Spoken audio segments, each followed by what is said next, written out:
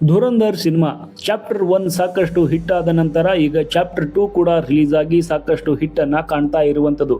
ಈ story major Mohit Sharma ಅವರ ಜೀವನ ಕಥೆ ಆಧರಿಸಿ ನಿರ್ಮಾಣವಾಗಿರುವಂತಹ ಚಿತ್ರ ಇದು.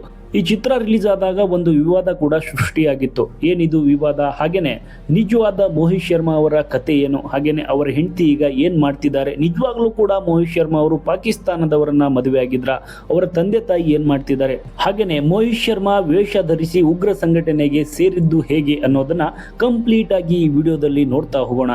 ಧುರಂಧರ್ ಸಿನಿಮಾ ಟ್ರೆಂಡಿಂಗ್ ಆಗ್ತಿದ್ದಂತೆ ಮೇಜರ್ ಮೋಹಿತ್ ಶರ್ಮಾ ಅವರ ಹೆಸರು ಚಾಲ್ತಿಯಲ್ಲಿದೆ. ಇವರು ಭಾರತೀಯ ಸೇನೆಯಲ್ಲಿ ಅಪ್ರತಿಮ ಸಾಧನೆಗೈದ ವೀರ ಸೇನಾನಿ. ಇವರು ಹುತಾತ್ಮರಾಗಿ 16 ವರ್ಷಗಳು ಆಗಿವೆ. ಇದೀಗ ಧುರಂಧರ್ ಸಿನಿಮಾದಿಂದಾಗಿ ಮೋಹಿತ್ ಶರ್ಮಾ ಮತ್ತೆ ಎಲ್ಲರಿಗೂ ನೆನಪಾಗಿದ್ದಾರೆ. ಅಷ್ಟಕ್ಕೂ ಅವರ ಬಾಲ್ಯ ಹೇಗಿತ್ತು ಅನ್ನೋದನ್ನ ನೋಡ್ತಾ ಹೋಗೋದಾದ್ರೆ, ಹರಿಯಾಣದ ರೋಹ್ಟಕ್ನಲ್ಲಿ 1978ರ ಜನವರಿ 13ರಂದು ರಾಜೇಂದ್ರ ಶರ್ಮಾ ಮತ್ತು ಸುಶೀಲಾ ಶರ್ಮಾ ದಂಪತಿಗೆ ಮಗನಾಗಿ ಜನಿಸಿದ ಮೋಹಿತ್ ಶರ್ಮಾಗೆ ಸಣ್ಣ ವಯಸ್ಸಿನಿಂದಲೇ ಸೇನೆಗೆ ಸೇರುವ ಮಹದಾಸೆ ಇತ್ತು. ದೇಶ ಸೇವೆ ಅವರ ಮುಖ್ಯ ಗುರಿಯಾಗಿತ್ತು.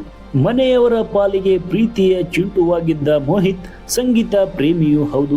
ಗಿಟಾರ್, ಮೌತ್ ಆರ್ಗನ್ ಮತ್ತು ಸಿಂಥಸೈಸರ್ ಅನ್ನು ಸುಲಭವಾಗಿ ನುಡಿಸುತ್ತಿದ್ದರು.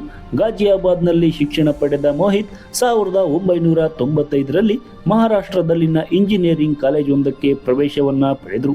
ಓದಿನಲ್ಲಿ ಮುಂದಿದ್ದ ಅವರಿಗೆ ಆಗಲೇ ತಮ್ಮ ಮುಂದಿನ ಗುರಿ ಉದ್ದೇಶಗಳ ಕಡೆಗೆ ಸ್ಪಷ್ಟತೆ ಸಿಕ್ಕಿತು.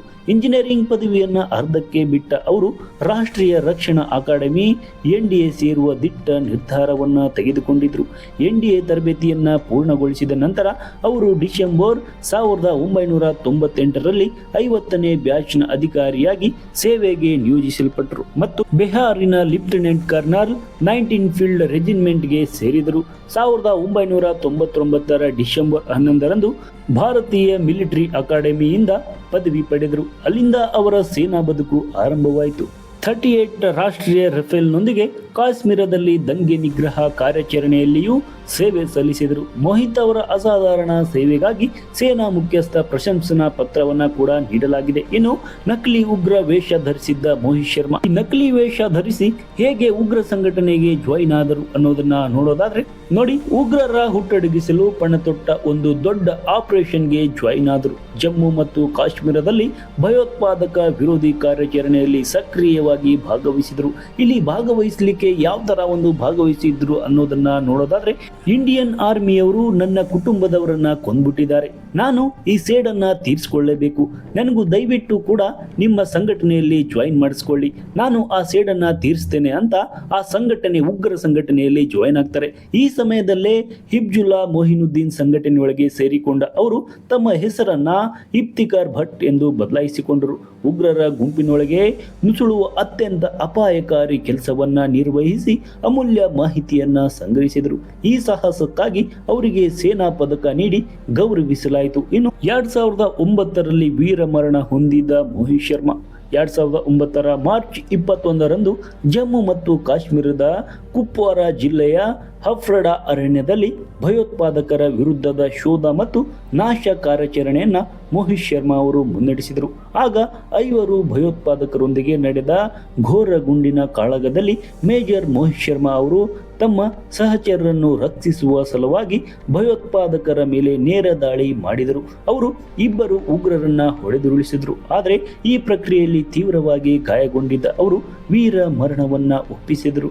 ದೇಶಕ್ಕಾಗಿ ಅವರು ತೋರಿದ ಅಪ್ರತಿಮ ಶೌರ್ಯ, ನಾಯಕತ್ವ ಮತ್ತು ಸ್ವಾರ್ಥರಹಿತ ತ್ಯಾಗಕ್ಕಾಗಿ ಅವರಿಗೆ ಮರಣೋತ್ತರವಾಗಿ ಭಾರತದ ಅತ್ಯುನ್ನತ ಶೌರ್ಯ ಪ್ರಶಸ್ತಿಯಾದ ಅಶೋಕ ಚಕ್ರ ನೀಡಿ ಗೌರವಿಸಲಾಗಿದೆ. ಇನ್ನು ಮೋಹಿತ್ ಶರ್ಮಾ ಅವರ ಪತ್ನಿ ವಿಷಯಕ್ಕೆ ಬರೋದಾದ್ರೆ, ಮೋಹಿತ್ ಶರ್ಮಾ ಅವರು ನಿಜವಾಗ್ಲೂ ಕೂಡ ಪಾಕಿಸ್ತಾನದ ಹುಡುಗಿಯನ್ನ ಮದುವೆಯಾದ್ರ.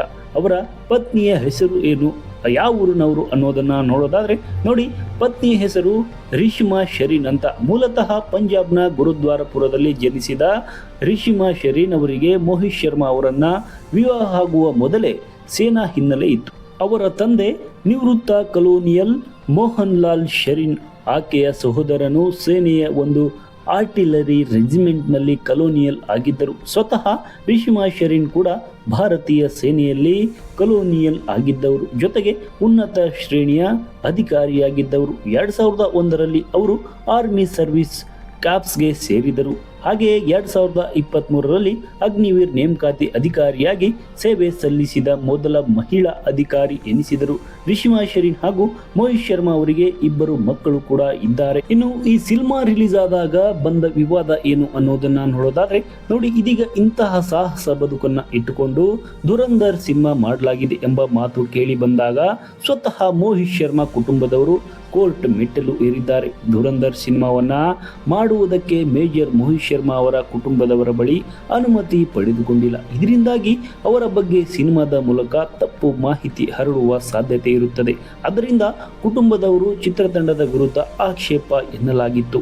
ಅನುಮತಿ ಇಲ್ಲದೆ ಸಿನಿಮಾ ಮಾಡಿದರೆ ಸತ್ಯಾಸತ್ಯತೆ ಕಾಪಾಡಿಕೊಳ್ಳಲಾಗುವುದಿಲ್ಲ.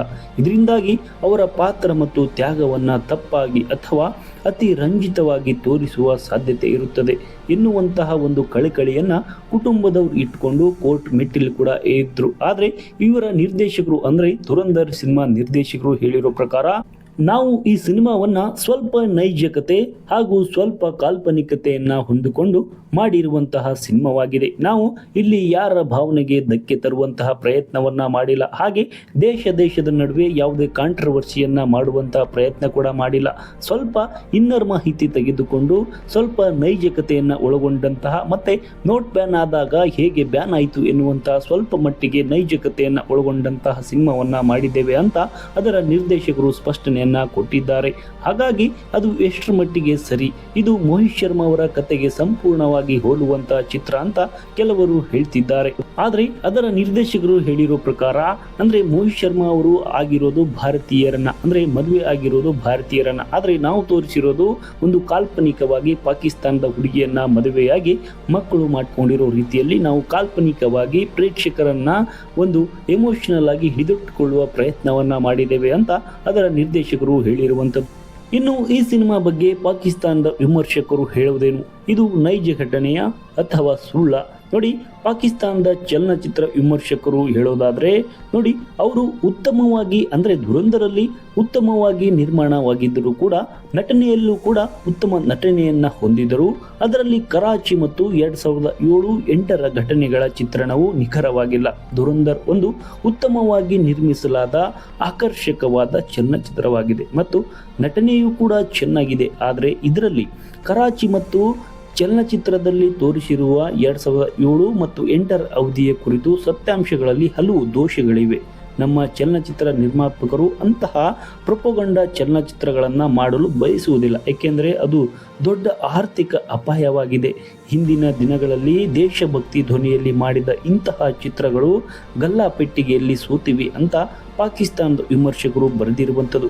ಒಂದ್ ಕಡೆ ಪಾಕಿಸ್ತಾನದ ವಿಮರ್ಶಕರು ಈ ತರ ಹೇಳ್ತಿದ್ದಾರೆ, ಒಂದ್ ಕಡೆ ಭಾರತೀಯರು ಮೋಹಿತ್ ಶರ್ಮಾ ಅವರ ಕಥೆಯನ್ನ ಆಧರಿಸಿ ಈ ಚಿತ್ರ ನಿರ್ಮಾಣವಾಗಿದೆ ಅಂತ ಹೇಳ್ತಿದ್ದಾರೆ. ಆದ್ರೆ ನಿರ್ದೇಶಕರು ಮಾತ್ರ ಅವರ ಕಥೆಯಲ್ಲ, ಇದು ಭಾರತೀಯರ ಯೋಧರಿಗೆ ಮತ್ತೆ ಭಾರತೀಯ ಇನ್ನರ್ ಅಂದ್ರೆ ಕೆಲವೊಂದಿಷ್ಟು ಗುಪ್ತ ಮಾಹಿತಿಗಳೊಂದಿಗೆ ಈ ಭಾರತೀಯ ಚಿತ್ರಮಂದಿರದಲ್ಲಿ ಒಂದು ನಿರ್ಮಾಣವಾಗಿರುವಂತಹ ಚಿತ್ರ ಅಂತ ನಿರ್ದೇಶಕರು ಹೇಳ್ತಿದ್ದಾರೆ. ಒಟ್ನಲ್ಲಿ ಅದೇನೇ ಆಗಲಿ, ಚಾಪ್ಟರ್ 1 ಮತ್ತು ಚಾಪ್ಟರ್ 2 ಕೂಡ ಸಾಕಷ್ಟು ಹಿಟ್ಟನ್ನ ಕಾಣ್ತಿದೆ. ಪ್ರೇಕ್ಷಕರು ಕೂಡ ಸಾಕಷ್ಟು ಮೆಚ್ಚುಗೆಯನ್ನ ವ್ಯಕ್ತಪಡಿಸಿದ್ದಾರೆ. ಈ ಸಿನಿಮಾ ಬಗ್ಗೆ ಮತ್ತು ಈ ವಿವಾದದ ಬಗ್ಗೆ ನಿಮ್ಗೆ ಅನ್ಸುತ್ತೆ? ಕಾಮೆಂಟ್ ಮೂಲಕ ತಿಳಿಸಿ. ಹಾಗೇನೆ ನಮ್ಮ ಚಾನಲ್ ಅನ್ನ ಸಬ್ಸ್ಕ್ರೈಬ್ ಮಾಡಿ, ಸಪೋರ್ಟ್ ಮಾಡಿ. Thank you.